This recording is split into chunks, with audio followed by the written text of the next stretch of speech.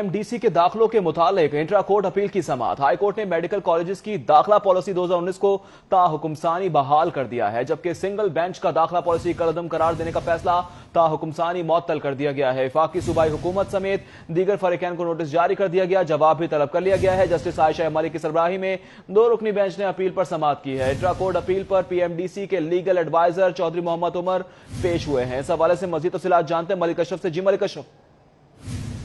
Lahore high court का medical college के दाखिलों के हवाले से एक बड़ा फैसला सामने आया है कि लाहौर हाई कोर्ट ने सिंगल बेंच के दाखिला पॉलिसी को कलअदम करार देने का फैसला मुअत्तल कर दिया है।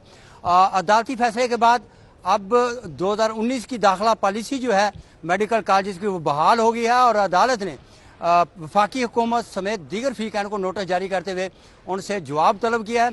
जस्टिस आयशा मलिक और जस्टिस आसम हफीज पर मुश्तमिल 2 रुकनी बेंच ने पीएमडीसी की दरखास्त पर समाअत की है और पीएमडीसी की जानब से उनके legal adviser barrister Chaudhry Umar पेश हुए हैं।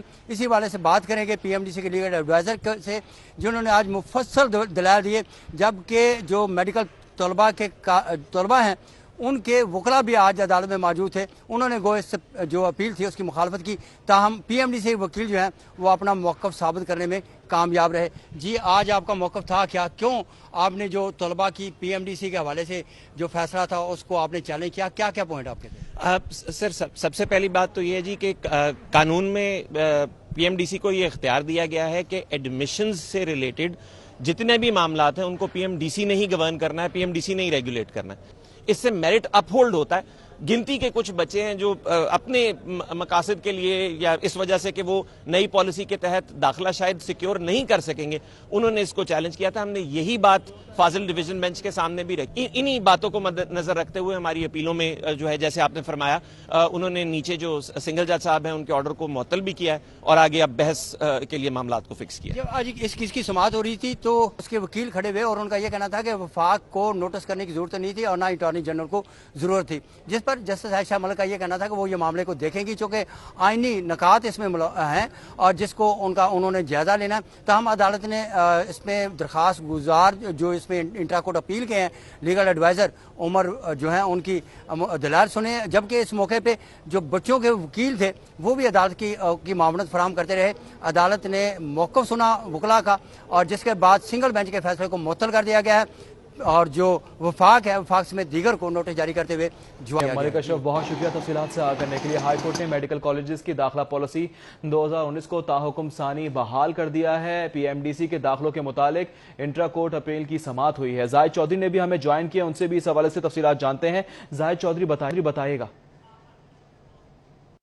Pakistan medical and dental council का जो ऑर्डिनेंस है उसकी मुद्दत खत्म होने के बाद अब एक नया ऑर्डिनेंस जारी किया गया है, जिसके तहत पाकिस्तान मेडिकल कमीशन जो है पीएमसी उसका क़याम अमल में लाया गया है और पीएमडीसी को तहलील कर दिया गया है और इसको अब पीएमसी का हिस्सा बना दिया गया है। इस नए जो है वो ऑर्डिनेंस के तहत इस नए इदारे के क़याम के साथ ही पीएमडीसी के जो दफातर हैं उनको भी उनकी तालाबंदी कर दी गई है। रिकॉर्ड उनका सारा जो है वो उसको कब्जे में ले लिया गया है और इतवार के रोज ये सारी कार्रवाई वफाकी हुकूमत की जानिब से अमल में लाई गई।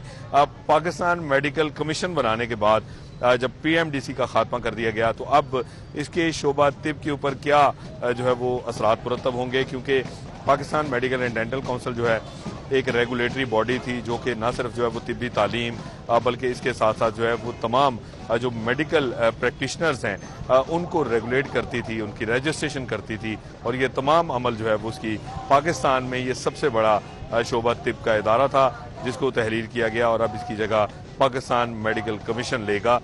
इससे कोई बेहतरी आएगी या क्या होगा? मेरे साथ इस वक्त जो है वो कंसल्टेंट्स मौजूद हैं, यंग कंसल्टेंट एसोसिएशन के रहनुमा हैं, उसके सरबराह डॉक्टर हामिद भट्ट साहब।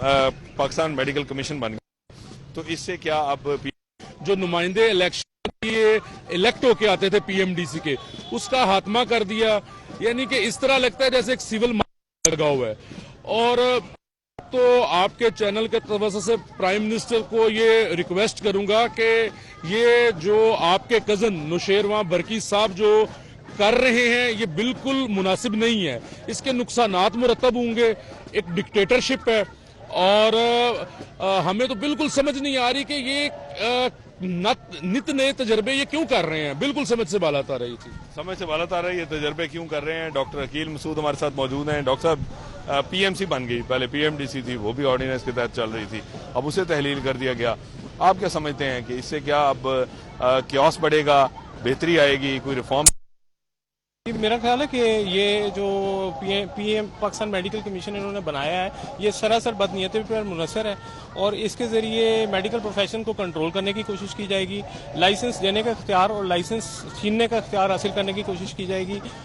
ये शुरू से इलेक्टेड बॉडी थी एक पाकिस्तान के आइन के तनाजुर में, और अब इसको इलेक्टेड बॉडी ऐसे ऐसे ग्रेजुअली इसके ऊपर इम्पोज किए गए लोग, और अब जो है बिल्कुल ही इसके अंदर ऑर्डिनेंस के तहत इसको खत्म कर दिया गया।